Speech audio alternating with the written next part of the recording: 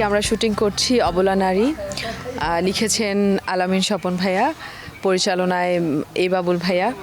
তার সঙ্গে আমার একটানা সিকুয়াল হয়েছে, লম্বা একটা সময়ে 3টা পার্ট হয়েছিল অভাগী নারীর সংসার। ঠিক ওরকমই ধাঁচেরই একটা গল্প অবলা নারী। গল্পটা সম্পর্কে যদি আমি বলি যে মানুষ বোধহয় আমাকে অবলা দেখতেই পছন্দ করে, তাই এই ধরনের গল্পগুলো বেশি মানুষের কাছে সাড়া পায়। কোনো কাজ যদি ভালো হয়, কোনো কাজ যদি মানুষ অনেক পছন্দ করে, তো ওইটার রেশ একটা লম্বা সময় ধরে থেকে যায়।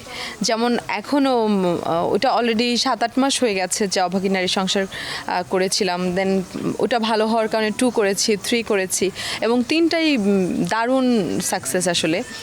সো একজন আর্টিস্টের সবচেয়ে বড় সফলতাই হচ্ছে যে তার কাজ মানুষ পছন্দ করছে, তার কাজ নিয়ে মানুষ কথা বলছে। প্রতিদিনই আসলে শুটিং চলছে এবং আমি সিরিয়াস সিঙ্গেল দুটোই করি। সিঙ্গেল একটু বেশি চাপ যায়। আগামী ঈদ পর্যন্ত বেশ সিঙ্গেলের জন্যই আসলে আমার ডেট ফিক্স করা হয়েছে।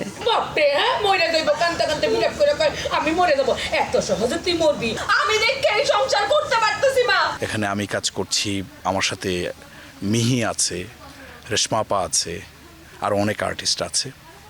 গল্পটা খুবই চমৎকার, যেহেতু নাটকের নাম বলে দিয়েছে অবলা নারী। আমাদের মানে সমাজে যেসব ঘটনাগুলো ঘটে মেয়েদের ক্ষেত্রে, ওই বাস্তবতাই তুলে ধরা হয়েছে। অবলা নারী যে গল্পটা, এই গল্পটা যদি দর্শক সমাদৃত হয়, দর্শকদের ভালো লাগে, আমরা এর পরের পার্ট করব, তারপরের পার্ট করবো, ইচ্ছা আছে আমাদেরও। এ বাবুল ভাই খুবই চমৎকার একজন ডিরেক্টর। ওনার সাথে আমার কাজ হয়েছে প্রায় 25 থেকে 30টা নাটকের। আসলে সত্যিকার অর্থে আমি যাদের সাথে কাজ করি, রেগুলারই কাজ করি, এটা একটা আমার জন্য অ্যাচিভমেন্ট। আর বাবুল ভাই তো চমৎকার, আমার অনেক ভালো ভালো গল্পের ডিরেক্টর উনি। প্ল্যান তো আছে যে কুরবানিতে ভালো ভালো নাটক উপহার দেওয়ার চেষ্টা করে যাচ্ছি। আশা করি দর্শকরা হতাশ হবে না যারা আমার নাটক দেখে এবং আমার নাটককে ভালোবাসে। আশা করি সামনের ঈদে খুব ভালো ভালো গল্প আসবে।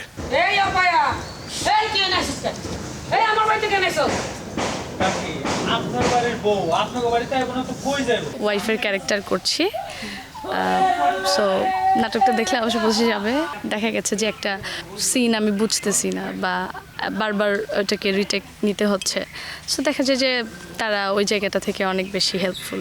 ঈদের জন্য একটা কাজ করেছি, মোশাররফ করিম স্যারের সাথে একটা কাজ হয়েছে আমার। ঈদের মধ্যেই ওটা রিলিজ হবে ইনশাল্লাহ।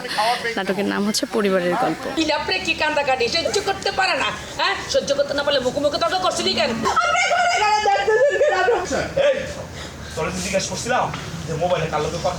নারীকেন্দ্রিক একটা গল্প, খুব সুন্দর গল্প।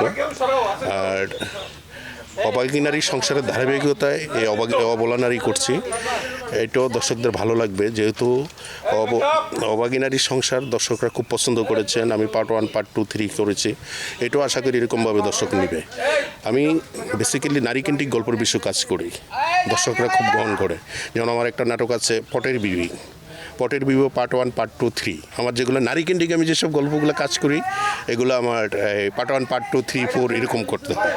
তো ভবিষ্যতে নারীকেন্দ্রিক গল্পের কাজই বেশি করব। এবং নারীকেন্দ্রিক গল্প করার কারণ হলো আমাদের সমাজে অবহেলিত, নির্যাতিত যে নারীগুলো হয়, পুরুষ শাসিত সমাজে কিন্তু নারীরা যে অবহেলিত, এই গল্পটা এখানেই তুলে ধরা হয়েছে।